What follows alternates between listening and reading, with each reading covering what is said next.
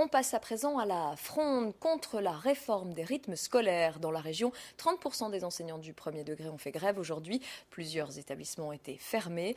Le mouvement a été très suivi en Haute-Saône. Dans le département, un professeur sur deux n'a pas fait cours. Les manifestants étaient nombreux dans les rues de Vesoul ce matin. Maxime Villerio et Philippe Arbet.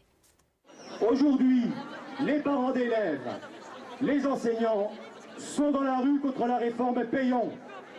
Une réforme dénoncée parce qu'elle s'attache à organiser l'activité périscolaire des enfants sans réformer l'enseignement, au risque de mettre à mal les fondements de l'école publique, gratuité, égalité, laïcité. Et pourtant, la refondation est nécessaire. On est tout à fait en accord avec la refondation de l'école, avec la nécessaire refondation de l'école.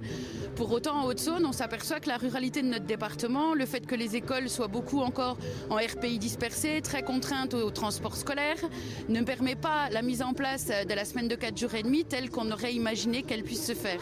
Un mouvement soutenu également par les élus, y compris à gauche. Au niveau de ma communauté de communes, ça va coûter 100 000 € par an. 100 000 € par an, ça veut dire que soit on augmente les impôts et on n'a pas du tout envie de le faire, soit on ampute le budget d'investissement et on n'a pas envie de le faire non plus parce qu'on travaille à des équipements pérennes. Donc voilà, je suis là pour dire, attention, il y a un problème de financement au-delà des autres problèmes.